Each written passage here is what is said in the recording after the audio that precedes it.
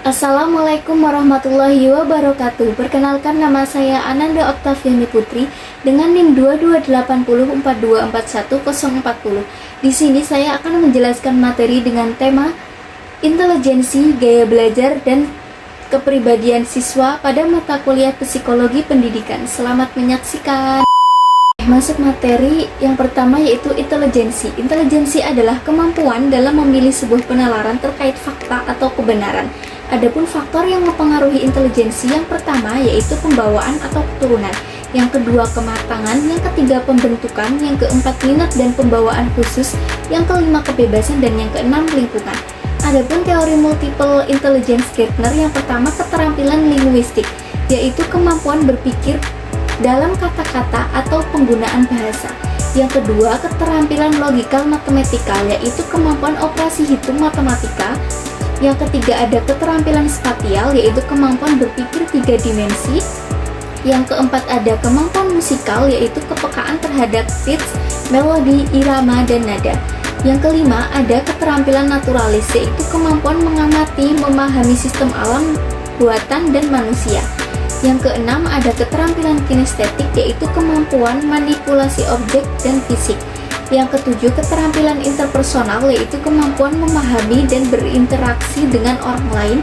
Yang kedelapan kemampuan intrapersonal, yaitu kemampuan memahami diri sendiri dan kehidupan.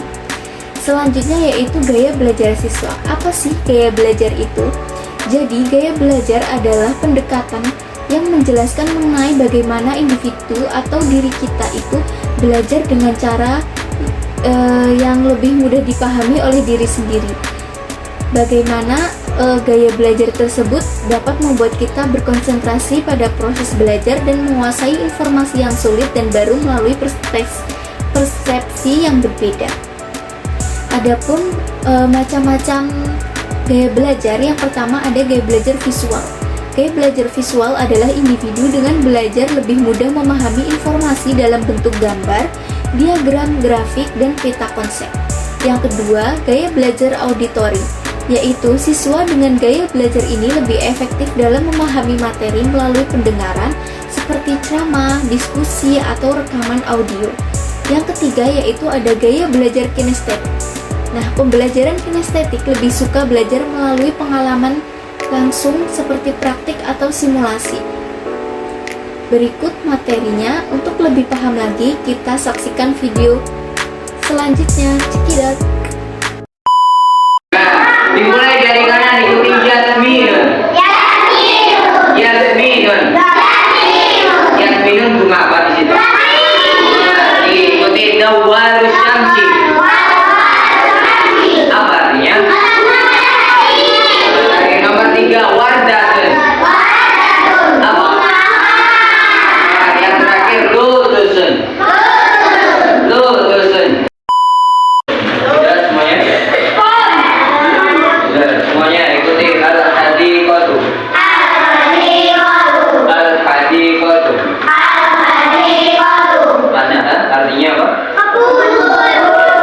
Ikuti hadiqatun. Kabun. Syajaratun. Pohon. Ini jamilatun itu berlaku untuk semua benda, hewan ataupun manusia. Contoh, kalau bunga yang cantik, bunga yang indah, bunga yang menawan, itu menggunakan zahratun jamilatun, bunganya indah. Contoh, kamu siapa namanya? Zahra. Zahra cantik, Zahra jamilatun. Nah, jadi tips dari aku untuk menentukan metode belajar, kita harus mengenal gaya belajar siswa terlebih dahulu seperti yang sudah ditampilkan dalam video tadi, agar pembelajaran dapat mencapai tujuannya. Oke baik, jadi bagaimana cara Bapak menyesuaikan metode pembelajaran untuk menghadapi kepribadian siswa yang berbeda? Oke, yang pertama poin pentingnya adalah menciptakan lingkungan yang nyaman di dalam kelas sehingga kita enak belajarnya. Yang kedua yaitu pendekatan individu untuk memahami karakter siswa sehingga kita bisa memilah dan memilih bagaimana kelas yang besar dan kelas yang kecil. Ketika kita menghadapi kelas yang kecil, itu kita menggunakan metode lagu dan metode cerita. Karena di umur segitu mereka menyukai akan lagu dan cerita. Sedangkan kita menggunakan metode diskusi itu untuk kelas besar karena supaya otak mereka lebih cepat berkembang dan aktif seperti itu. Dan yang terakhir adalah tidak kalah pentingnya kita berinteraksi dengan orang tua siswa sehingga kita menanamkan bahwasanya pendidikan itu tidak hanya di dalam kelas saja seperti itu.